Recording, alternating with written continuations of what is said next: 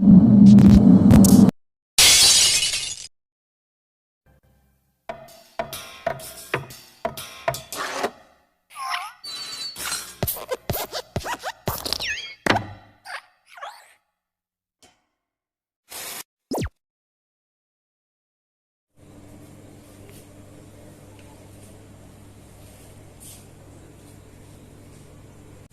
ada Anis deh. Samperin ah.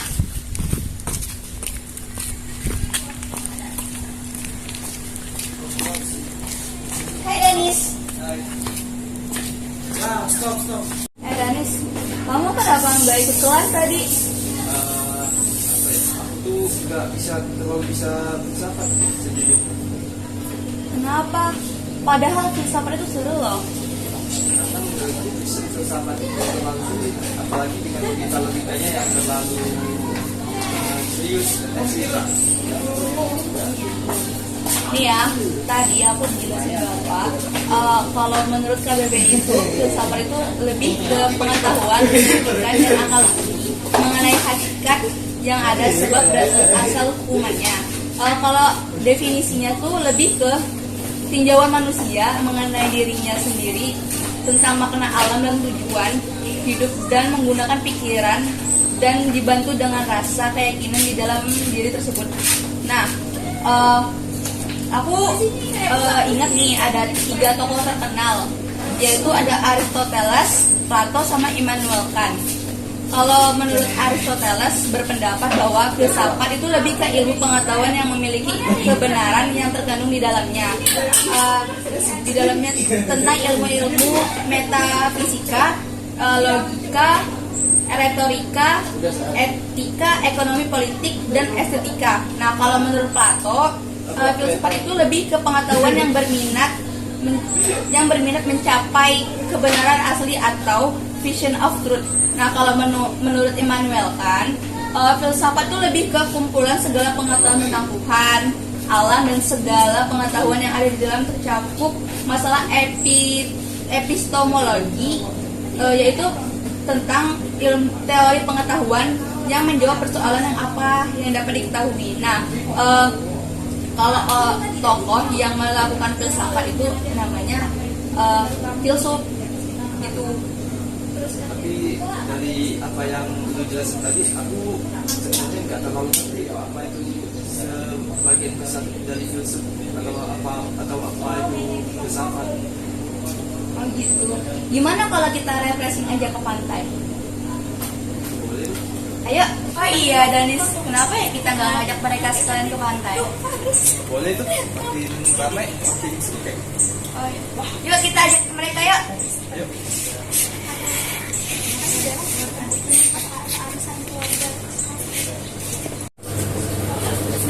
Hai guys. Hai. Kalian mau ikut nggak ke pantai? Mana nih? Pantai mana ya? Pantai Kuala bukan sih? Yang bagus itu? Iya. Pantai Kuala nih yang dekat jembatan Mas kan sih? Iya, di bawah jembatan Mas. Kadang dah, aku pun tengah gerak coy. Capek belajar terus.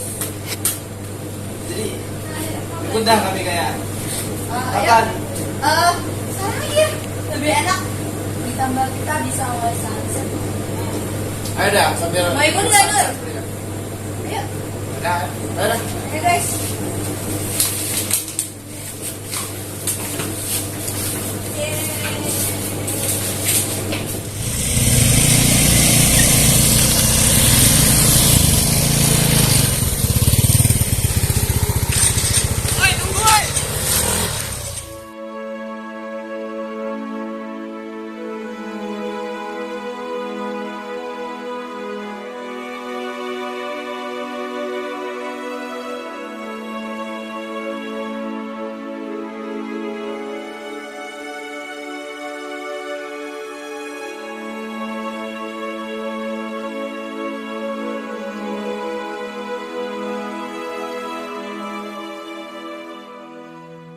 Jadi guys, kelas kalian hari ini pembahasannya tentang apa?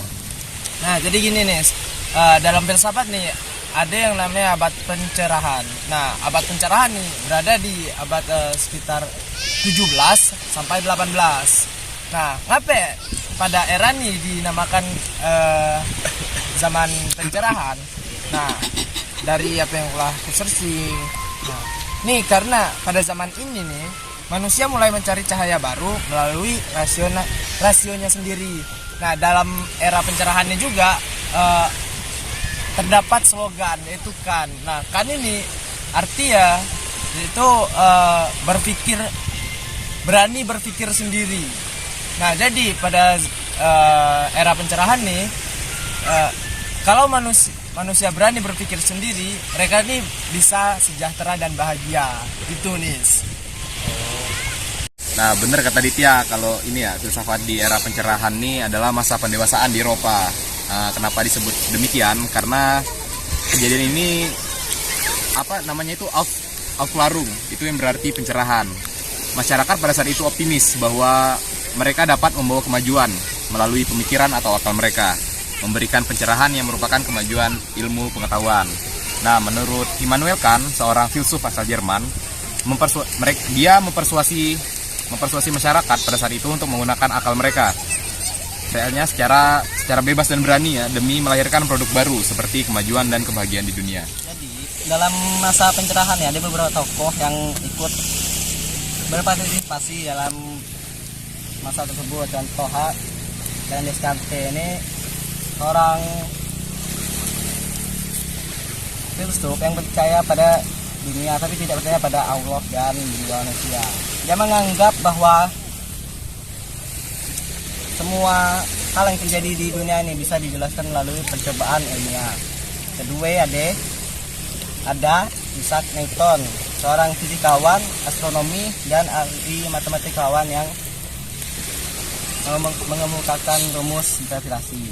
Ketiga, ada Francis Bacon, seorang filosofi dan politikus dari Inggris. Sebenarnya masih banyak tokoh-tokoh yang bervariasi. Oh iya guys, untuk ciri-ciri Aufklärung itu yang pertama ada munculnya paham individualisme, sekularisme, dan humanisme. Terus gereja tidak lagi memiliki kekuasaan untuk memaksakan kehendaknya kepada masyarakat Eropa. Terus ada juga nih agama yang tidak lagi memberikan pengaruh yang signifikan terhadap aspek-aspek kehidupan masyarakat Eropa. Dan juga berkembangnya ilmu filsafat dan munculnya aliran rasionalisme dan empirisme. Oh iya, tentang perkembangan Aufklärung. Di masa Aufklärung ini di Eropa berkembang di negara Prancis, Inggris, dan Jerman. Dalam jurnal Absolutisme Negara dan Lembaga Agama, yaitu pasca Aufklärung di Eropa Barat tahun 2005, karya Edi Kristianto. Aufklärung di Prancis berawal dari golongan seniman, sastrawan, wartawan, dan ilmuwan. Mereka menginginkan adanya peruntuhan dominasi kekuasaan monarki, yaitu sistemnya kerajaan dan gereja di Prancis. Mereka memiliki semboyan utama kebebasan, persamaan, dan persaudaraan. Jadi Danis, kalau di zaman Renaissance itu peralihan dari zaman pertengahan ke zaman modern itu dianggap sebagai masa peremajaan. Nah, sedangkan di era pencerahan sekarang ini kita tuh udah masuk di masa pendewasaan. Nah, jadi zaman itu diberi zaman pencerahan karena pada zaman ini manusia tuh udah mulai mencari cahaya baru gitu untuk memulai rasionya sendiri. Secara garis besar, pengaruh era pencerahan ini bagi dunia tuh terbagi menjadi dua, yaitu pengaruh dalam bidang pemikiran dan teknologi. Dalam bidang pemikiran, zaman era pencerahan ini telah menyebabkan berkembangnya paham liberalisme dan nasionalisme. Nah, sedangkan dalam bidang ilmu pengetahuan dan teknologi mulai bermunculan penemuan-penemuan dalam yang berhasil merevolusi bidang iptek di Eropa dan bermanfaat sampai saat ini. Ternyata filsafat seru juga ya. Lain kali aku bakal masuk kelas deh. Kayaknya filsafat tuh seru deh dari apa yang aku dengar dari kalian.